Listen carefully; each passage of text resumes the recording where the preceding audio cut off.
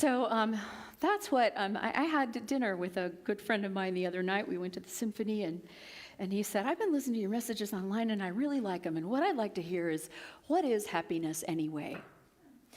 And in Buddhism, that's talked about a lot. Happiness is talked about as an actual goal in life. And as a matter of fact, the metta prayer, which is used really across religions, but which originated, I think, in Hinduism and has been picked up by Buddhists, the first line translates like this: may all beings, it starts with may I, may you, may all beings have happiness and the causes of happiness. Ooh. A lot of times I hear it shortened to may I be happy, may you be happy, may they be happy, may all beings be happy. May all beings have happiness and the cause of happiness. So what are the causes of happiness? That leads us to know what happiness actually is. The Dalai Lama said, I often ask myself what the purpose of life is. I conclude it is to be happy. So a very, very spiritual being comes out and says, no, the purpose of my life is to be happy. Do you feel that way? Like the purpose of your life is to be happy? Or do you feel like the purpose of your life is to get the work done so you can improve, so you can get enlightened, so the world will be better, and on and on and on? But like the poem said, forget about enlightenment. Where are you right now? Because that's already holy. That's already holy. Just take a deep breath and breathe that out. What if exactly who you are right now was 100% not only okay, but exactly who and what and where and how you're supposed to be? What if life isn't about striving? What if life is about learning to be where we are and to be happy with this? Because I think in Western spirituality, we do not usually have happiness as a goal. We associate happiness in our culture with pleasure and prosperity at any price, right? People say, it will make me happy when I have this. It will make me happy when I do this. It will make me happy when I feel this. We think happiness is a feeling. I feel happy. Well, that's probably pleasure. And so no wonder we get confused when we talk about, is it okay to have happiness as a goal? Because we're like, is it okay for me to be happy? In a global sense, there's injustice in the world. There's suffering in the world. There's war in the world. How should I be happy? Or even more on a personal level, my friend is sick. My husband has died. My neighbor is not feeling well. My neighbor is not doing well. I'm angry with my sister, right? How can I be happy? How can I be happy when all of this is in place? So let's talk about what happiness means, because the assumption in the West is that happiness is about something. Well, I'm happy about that. That happened, and I'm happy about it. And let's call that glad. I'm glad that I woke up this morning. I'm glad that I got to church on time. I'm glad that you're here. But is that true happiness? I think that happiness is not situational. It's a state of being that is underneath all of that situationalness, which is kind of what the poem said, who you are right now, within, without, around, who you are right now. This ground of being can be happy. So it's not subject to changes of situation. It's not a temporary mood or feeling. It's a state of being. It's not a high. And we definitely tend to associate happiness with a high. I'm happy, I'm high. I'm unhappy, I'm down. I'm up, I'm down. I'm up, I'm down. And that's the way life often is. Our feelings, our moods, our emotions are up and down. And that's fine, because we have a whole orchestra of emotions. And we might as well play every note there is possible to play, right? That's what we came here to be human for. We get to play all the notes. We get to play all the notes. But there is a ground of existence underneath that we can touch into. And Ram Dass talks about how, know how much you know about him, but he was a spiritual leader, very, very wise man, very, very funny man, very, very grounded and earthy kind of teacher. And he originally touched the divine, he says, through LSD. So he was taking trips. He was a professor at Harvard, and he was a professor of psychology, and he was studying LSD and what it can do and what it does do. And he was his own subject for a while. And at some point he said, I realized that yes, I did have this was a true vision or a true feeling or a true connection that I have with the divine when I'm on the drug. But if I can't get to that connection with the divine without the drug, what's the point of it? And so he began to have that connection with the divine through meditation. He stopped doing the drugs, and he realized that connection with the divine was, he could get there through meditation. But even that, he said, ended up being a trap, because I got to meditate so I can get high, so I can feel that connection. And then when I got to stop meditating and deal with the world, I'm down again. And so the idea became not about getting high, because every time there's a high, by definition, there's a low. High is only has meaning in contrast to something unlike itself. So finally, what he concluded is that it's not about being high. It's about being free. Free from the highs, free from the lows. True freedom, I would say, is what happiness is. When you don't have to be jerked about by what's going on, even your own thoughts and emotions. Could you find yourself in a place where your ground of being was so secure in your connectedness with all things, was so free, that it was free of cravings, that it was free of plans, that it was free of who you think you need to be, that it was free of how other people are treating you, that it was free of your judgments about the situations in your own life and in the world. It was free of your prejudices that say things should be this way and they shouldn't be that way.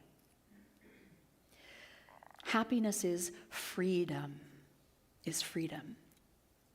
Pema Chodron, another really beautiful Buddhist teacher, says, happiness is more like equanimity, a peace of mind. And quoting, free from craving, wanting, clinging, grasping, free from aggression and free from prejudice, free. It's the capacity to stay open without bias coming in to a greater and greater number of beings and a greater and greater number of life situations. Another way to say it, she says, is your mind and your heart would never close down even in the most challenging of situations. You could stay open to whatever was the movie of your life. I posit to you that that's happiness. That no, it's not that you don't feel the ups and downs. It's not that you don't get sad or you don't get angry. It's that you're so not attached to that as your identity, right? You get so not attached to that as your identity that you can understand that I am having sad feelings right now. Y'all, I am having grief right now. It's a huge part of my life. It feels like some days it really rules my life. And yet, underneath that, I understand that I am connected to all that is. And that underneath the grief, underneath the pain, there is this knowingness that I'm okay. That not just that I will be okay once I get through this grief, whatever that means, but that I am in my ground of being okay. That is my free gift from God. That is the gift of love, freely given. That freedom is the gift of love. So, back to happiness, that's kind of a definition, right? This idea of equanimity, this state of being in a peace of mind, in not stress. Can you feel stress and not be stressed at your ground of being? Think about that for a minute. Just ask yourself that. Can I go, oh, this is a stressful situation. I'm experiencing stress. But the truth of me is that I'm not stressed because I'm an eternal spirit living in God. Where else would I be?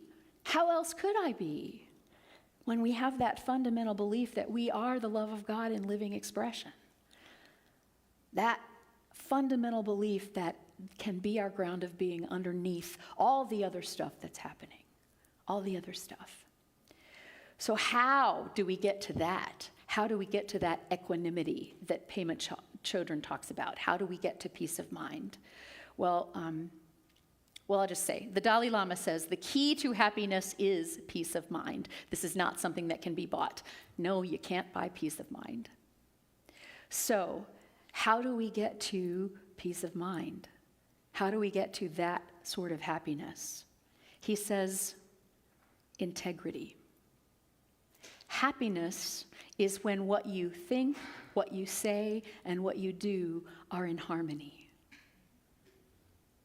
Take a deep breath. Not necessarily what you feel, but what you think, what you say, and what you do. When you find yourself unhappy, what am I thinking that's leading me there? How am I thinking in a way that does not fit with this underlying belief that I have that God is essentially in charge? That I'm okay because I am a living expression of the divine. What am I thinking? How am I using words that go against this? And what am I doing that would seem to demonstrate that I don't really believe what I say I believe? So first of all, you kind of get okay with what is your belief here. Do you believe that there is God? In 12-step, they say, God is everything or God is nothing. You can't go, God is a little bit. God can help me with this, but not that. God is either everything, God is all, God is the truth, or nothing. So what do you choose? Happiness is about choice. What do you choose? And then what thoughts do you choose to follow up your choice in belief? I find that when I choose to believe that God is good, that I am loved, that I am connected at all times to this oneness that we call the divine or love or whatever word you want to use for it, God, that when I understand my connection to that, I am free and I am fine when I choose to believe that. It's when what I do or what I say or what I think is out of integrity with what I say my belief is. If I say I believe in God and I worry about what's happening, and by the way, I've been worrying about what's happening in my life. There are things going on that I don't like. And I let myself worry about them. My thinking is out of integrity with my fundamental belief, which is that things are going to be okay. So I have to keep using my thinking to habitually remind myself that I have this belief, that everything is really okay. Not it will be, but it already is. And I may not see the evidence of it yet, but it already is. And then that allows me to use my words in ways that remind myself that I'm okay. It allows me to take action that is predicated on knowing that I'll be okay, rather than worrying about what if I don't make the right decision? What if I destroy it all? What if I am the ruination of my own life? If I believe I'm eternally connected to the one God, to the one love, then how could I do that? Right? I can't make one decision that's going to blow it all away. That's old thinking. So I begin to be in integrity with myself. I pay attention to what I believe, and I pay attention to how my thoughts and my words and my actions are or are not in integrity with my fundamental belief. One way, which I find is the most potent way I've ever found in my life to do that, to come into touch with my integrity, to keep my words and my thoughts and my actions in integrity with my beliefs, is to practice daily, momently, to the very best that I can, gratitude. Gratitude. And that's what the Dalai Lama says. He says, every day, think as you wake up today, today I am fortunate to be alive. I have a precious human life and I am not going to waste it. The psalmist says it this way, this is the day that the Lord hath made. Let us rejoice and be glad in it. This is the day, not tomorrow when the weather's better, not yesterday when you were with the person you wanted to be with and today you're not. But today, this is the day that the Lord hath made. Right now, let us rejoice and be glad in it. It's not a suggestion. Well, it is a suggestion. You can take it or not. But it's an urging. Please do this. Not just if you feel happy, then go ahead and rejoice. But make it your intention to rejoice and be glad in the day and find how life is different when you do that. Gratitude momently, hourly, daily. And I've shared up here from the pulpit, I've shared in my letters to you in the newsletter how much a gratitude is part of my grieving right now. For those of you who may be here that don't know, I lost my husband a little less than 2 months ago. And so grief is a daily part of my life right now, but so is gratitude. I cannot grieve the love that I had without realizing that I had that love and being grateful for it and realizing that love is not something that can go away or die or change. Shakespeare talked about that. Love does not alter when it alteration finds, right? Love is love is love is love, and it stays with us. And so how can I not have gratitude? The depth of my grief is the depth of my love. And so I have that gratitude. And then on top of that, I have the gratitude of all the love and support I receive from the people around me who understand the process that I'm in. I'm overwhelmed and overjoyed with that. And so, so, so grateful. So gratitude becomes a part of the grief, not separate from, not when I stop grieving then I can start feeling grateful, but a part of it all, which means that even as I have the sadness of grief, I have the joy of gratitude, not when it's over, not when the grief is over, when the sadness is over, but right in there in its midst, right in there among it.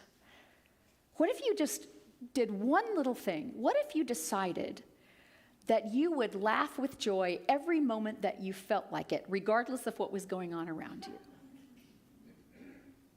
Every little time, no guilt trips. No, well, I shouldn't be feeling joyful right now because this is a very serious situation and things are going on. But what if every time you had a little childish giggle of joy somewhere in your body, you let it out? You let it out. I know someone who used to do that. I know someone who used to do that. How would that change your life? Gratitude. I have a precious human life, and I am not going to waste it. Say that to yourself every morning. I have a precious day, and I am not going to waste it. The other thing that the Dalai Lama says about how to be happy is compassion. He says, if you want others to be happy, practice compassion. If you want to be happy, practice compassion. It's both. Your compassion is not just for others. Oh, I feel for these people. Practice compassion and you will be transformed by the compassion that you practice, because compassion is not just a feeling, it's a practice. It's an effort, an ongoing effort to understand that we all suffer and that it's nobody's fault. That it's part of this precious human birth that we have all enjoyed, and that we suffer together and we are happy together because we are one. That's really what compassion ultimately is. It says, I can't do anything to you without doing something to myself. I cannot harm you without harming myself because we are one. I cannot rejoice in you without rejoicing in myself because we are one. And if I think it's just you or I think it's just me, I am not connected to that ground of being. So not only is happiness a way to compassion, or compassion a way to happiness, but compassion is sort of a test for, am I really living my beliefs? If so, I cannot wish ill on another. It's not actually possible because there is no other. We are one. We are one. So can you still have happiness even if you're depressed? I'd say yes, you can.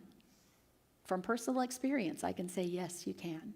If you have grief, if you have anger, I have anger. I am fundamentally happy because I know who I am at my ground of being.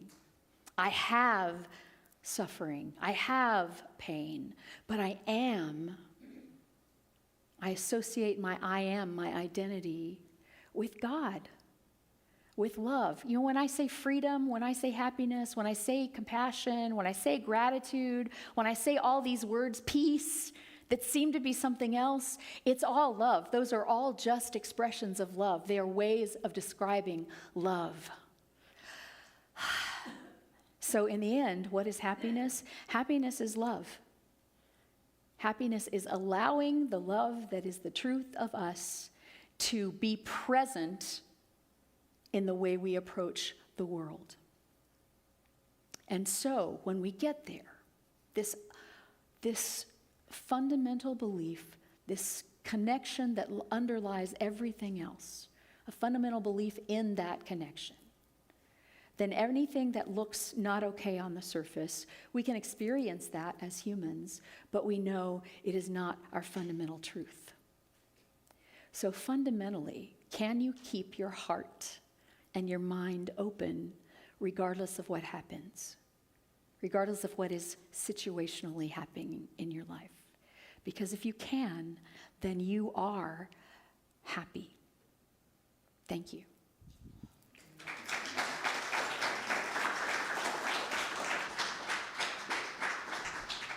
Just going to take that into a meditation.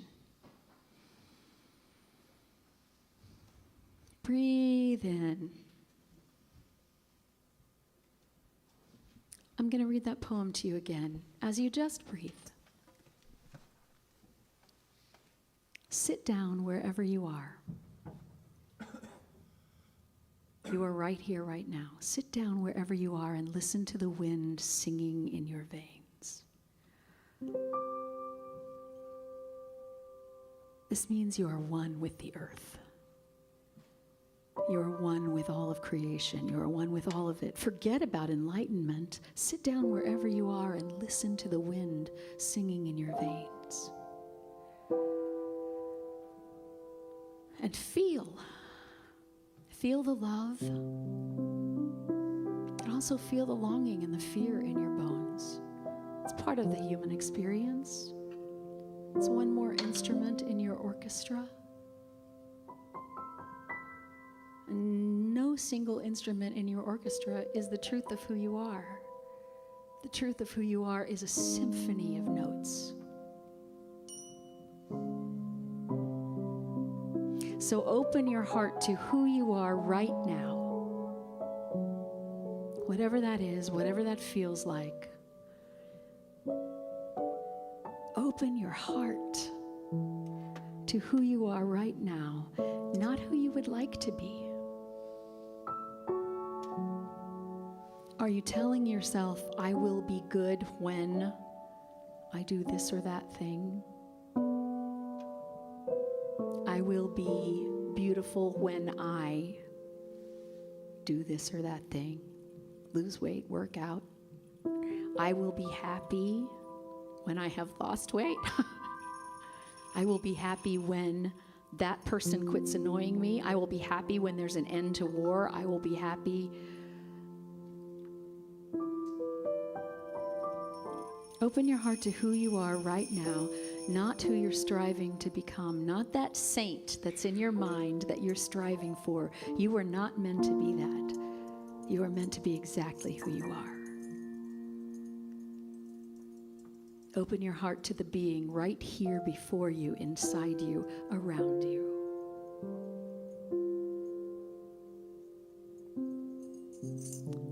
all of you is holy.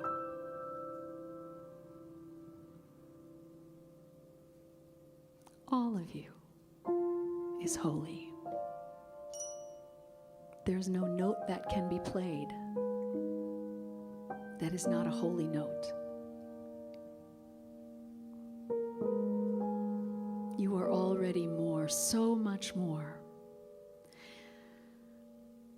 than you can know with your human mind.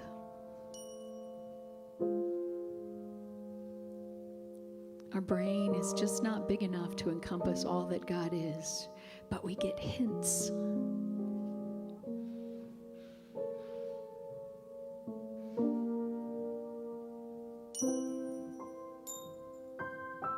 Hints of connection, hints of really understanding that we're not separate from anything or anyone else.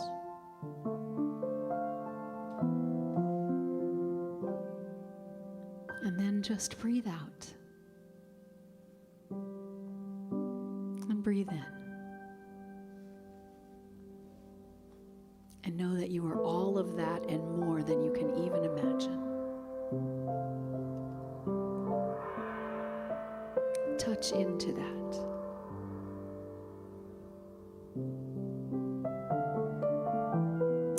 And then don't grasp even that. Oh, I found my non-separate self. Let me hold on to that really tight. No. Let go. Because you can't do it wrong.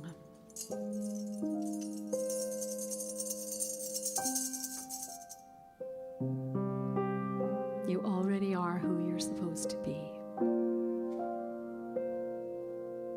And there is within you a ground of being, a freedom that has already been given as a gift of grace, as a gift of love.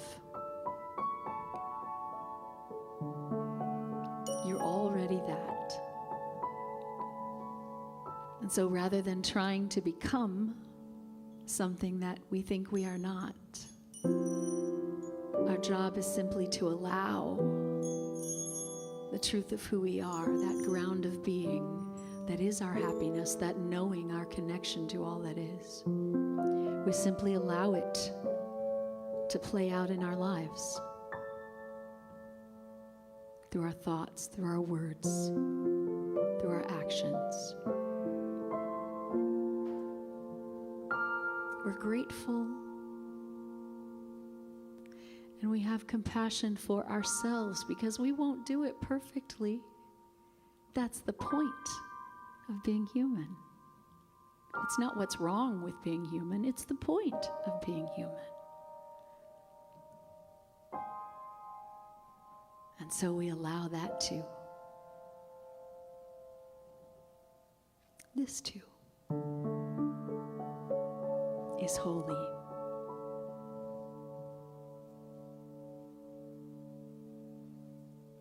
And in that holiness is our wholeness, our happiness.